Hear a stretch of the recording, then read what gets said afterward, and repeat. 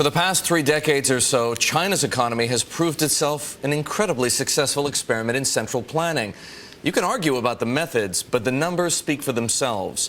This weekend, China's Congress meets to come up with a new 5-year plan. Here to talk about the prospects for China and for India is Hugh Simon. He's CEO of Hamon Investment Group and co-manager of Dreyfus $1 billion Greater China Fund. Hugh has been investing in Asia for 25 years. His fund has posted an annualized return of more than 20% for the past 5 years, outperforming 97% of his peers. Hugh is based in Hong Kong, but he is here in New York with us this morning. Hugh, good morning. Glad you could join us here on the Inside Track. Let me ask you first, what do you expect to come out of this meeting? On the weekend, a new 5-year plan, what might it include? I think it will include things to do with social housing, maybe some tax reforms, trying to give a bit more money to the lower, less well-off. But in the long run, is this a good thing for China's economy? Is this a good thing for investors like yourself? I think it is. We've seen quite a lot of inflation coming forward, especially in salary inflation over the last 2 years in the Pearl River Delta, the Yangtze Delta, in certain of the manufacturing sectors, 20–25%. We're seeing it again this year. There's a bigger shift to the domestic consumer, consumption increasing. That's what a lot of people want. It's not just an export-led economy. You've seen money go into infrastructure spending, high-speed rail, power generation, and you'll also probably see come out of here more talk about alternative energy, move away just from oil or coal dependency. Solar is one area. So areas to invest in can be materials, housing, not necessarily just a private property market, but materials and so forth, building materials, construction companies. 5 years relative to China's history is clearly not a long period of time, and China is known for long-term planning. But right now, there are social pressures building in China. In your opinion, can the Chinese government successfully head off what people have called the Jasmine Revolution? I think we talk about job creation. If you've got job creation and meeting aspirations which have been built up over the last 20 years, yes, I think so.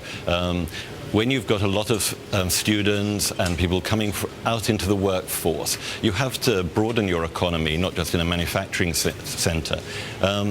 Areas that you can think about of the opportunities that we're looking on bottom up are in the areas of IT services, advertising. As an economy grows, like you're seeing China and mature and broaden, it's going to see brands being created, just like in the 50s in the States. You're going to have retailers broadening out. And as you have infrastructure spend, then you can have distribution.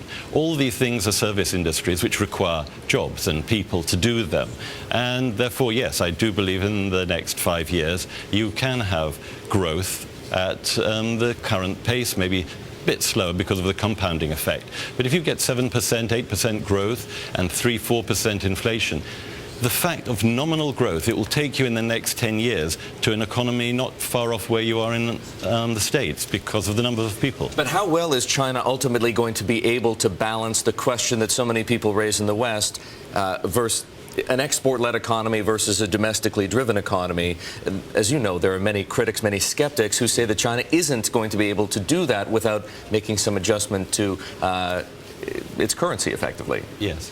I think there are several things going on at the moment. The US is focusing on the price of the currency. Is it 6.8? Should it be 6.3 or 5? China is focusing on the internationalization, the use of the currency. I believe that what will happen over the next few years, maybe shorter, over the next 2–3 years, is that the currency will open up. You'll have a broadening of the use of it. You've seen it now.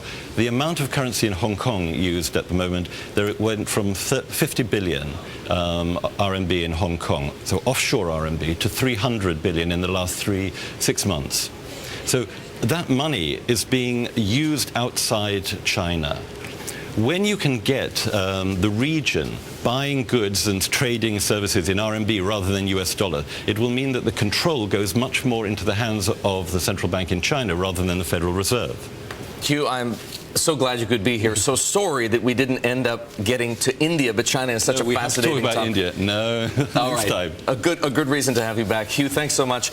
Hugh Simon, folks, one of the most successful investors in Asia. He's with Hamon, and he is manager of the Dreyfus Greater China Fund.